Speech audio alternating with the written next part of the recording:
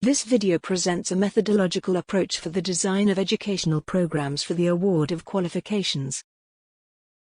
The process of designing an educational program should start with the needs assessment.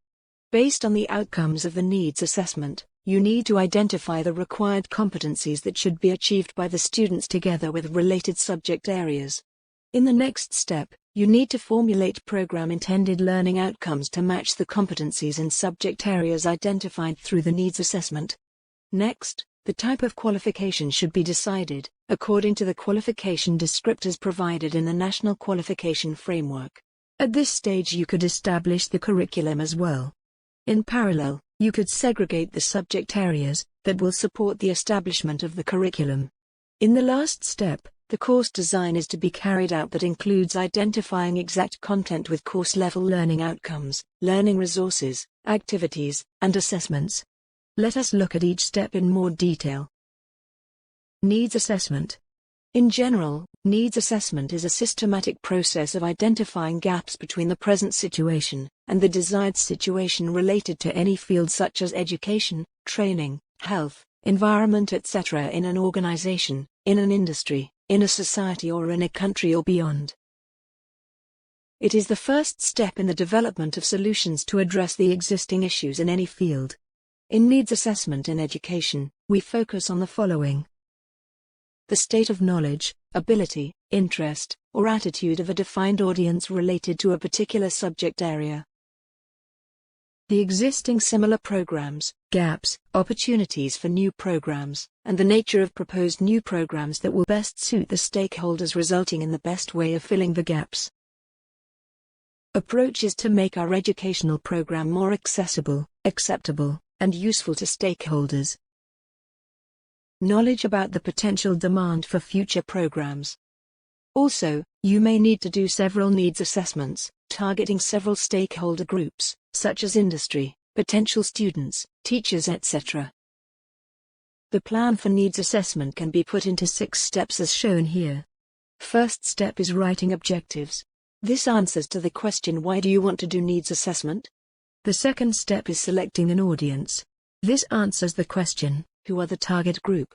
Are they school leavers, graduates, or employees in a selected industry? In the third step you need to decide and agree on how to collect data. What are the strategies to reach the target groups? Emails, social media, newspaper advertisements, etc. After that, you need to decide on the sample size.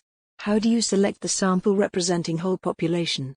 Fifth step is to select tools for data collection. What methods you intend to use for gathering data? Surveys, interviews, focus group discussions, etc. The last step of the plan is the method of analysis of collected data. After preparing the plan, then you can easily implement the needs assessment program. Based on the outcomes of the needs assessment, you can identify competencies and subject areas to be included in the proposed education. Competencies are long-range outcomes defining the applied knowledge, skills, and attitudes that enable the learners to successfully perform in professional, educational, and other life contexts. These are sometimes called as graduate profile or program educational objectives. When identifying competencies, think about the long term, that is 2 to 5 years after graduation, the impact you want to have on your learners, and why this subject areas will be meaningful to them in both their educational and professional outlook. In line with the competencies, the next step is to write program intended learning outcomes, more precisely falling into different categories of learning. That is, knowledge, skills, attitudes. You may also consider these learning domains as knowledge, skills, and responsibility and autonomy, according to European Qualification Framework. Sometimes, these learning outcomes are set by accreditation and professional bodies, and they are focused on knowledge, application of knowledge, transferable skills, attitudes, and readiness for lifelong learning. Therefore, it is important that you follow these learning domains in formulating program-level outcomes. It is also important to incorporate learning outcomes related to 21st century skills. 21st century skills are critical thinking, creativity, collaboration, communication, information literacy, media literacy, technology literacy, flexibility, leadership, initiative, productivity, and social skills. After deciding on the program intended learning outcomes, the next step is to determine the type of qualification that is to be awarded at the end of the educational program. This should be matched to the qualification descriptors given in the qualification framework you are referring to. The type of qualification may be a bachelor's degree or a postgraduate degree, or can even be a diploma. In some cases, you may have decided the type of qualification beforehand, based on the needs of the stakeholders. In such situations, when writing the program-level learning outcomes, it is also necessary to look at the qualification descriptors as specified in the qualification framework. By now, we have identified the specific subject areas that should go into the proposed educational program to align with the desired learning outcomes of the program. These subject areas are extensive and should be broken down into smaller units of content. Similar to how a textbook is organized with a table of contents, this process of dividing the subject areas into smaller sections can be based on natural divisions and the level of complexity required for comprehension. The breakdown or segregation of subject areas can be organized into 2 to 3 levels, namely topics, lessons, and modules. This hierarchical structure allows for a systematic organization of the content. The actual learning content is presented in modules. The lessons are collections of modules, and the topics are collections of lessons. During the process of segregation, it is important to write down the learning outcomes of modules, lessons, and topics. This practice will assist you in choosing suitable modules and correctly positioning them within the curriculum. At the same time, you can identify the learning resources, activities, and assessment methods for each module, and later they can be combined for the courses. After the subject areas have been divided into topics, lessons, and modules, you can choose the most pertinent ones for the proposed educational program and designate them as courses.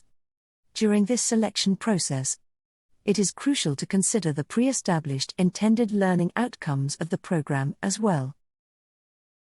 Once the courses have been identified in the previous step, you need to write down the course intended learning outcomes by combining module learning outcomes. Also, you need to relate these course intended learning outcomes to program intended learning outcomes. As perhaps you already know, the course intended learning outcomes should be written in a specific format. These have to be specific, measurable, achievable, relevant to the content, and time-bound. When writing intended learning outcomes at module level, or course level, you should pay attention to the following. Time to achievement: can the learners attain this outcome by the end of this learning module or course? Assessment: how will the learning outcome be assessed or observed? Activities: what kinds of activities will allow learners to practice and gain feedback before they are assessed? Instructional material: what kinds of learning materials and tools do learners need to equip them and give them the foundational knowledge for achieving the outcome? When writing module learning outcomes, the level of specificity becomes narrower. Module learning outcomes should be achievable within a few hours or days, rather than weeks or months. Course-level learning outcomes are also time-bound, but achievable within longer time in a few months. Next, let us look at assessments, learning activities, and instructional materials in a little more detail. Assessments first. We consider 2 types of assessments. One is formative assessment, the other is summative assessments. Formative assessments are ongoing throughout a course and can be incremental or sequential, building upon one another. These help teachers to gauge how learners are progressing. Formative assessments also provide the learners an opportunity to put their knowledge into practice, self-assess, ask clarifying questions, and reflect on their learning. Some of the formative assessments in a course could be used to assign grades to the students, and also considered for the final grading along with summative assessment grades according to predetermined formula. In such situations, these assessments are called as continuous assessments. Summative assessments occur at the end of a course, and typically result in a score or a grade. Summative assessments evaluate the learner's achievement of the desired learning outcome at the completion of the course. Now, let us look at learning activities.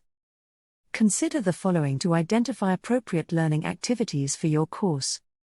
1. providing kinds of interaction that will contribute to a deeper understanding of the instructional material. 2. Giving learners the opportunity to practice and document specific procedures and methods. And 3.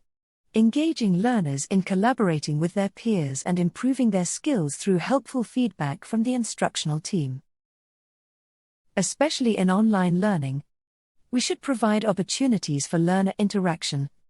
There are 3 types of learner interactions.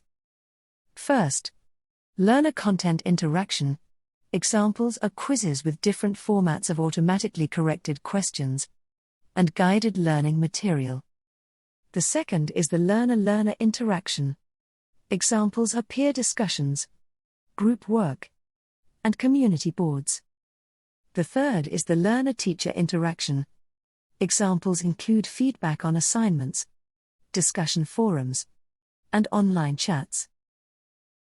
Now, consider the kind of instructional materials that best equip your learners to participate in activities, succeed in their assessments, and achieve the intended outcomes. Think about the learning experience you want your learners to gain in each module and in your course. Also, determine the most appropriate methods for instructional delivery, which include but are not limited to video, textbook readings, recorded demos, PowerPoint slides, articles, and graphics. Keep in mind that the delivery of content should always be accessible. Finally, you need to prepare a course map, as illustrated here. Let us now look at a format you could use to present all the information for a course.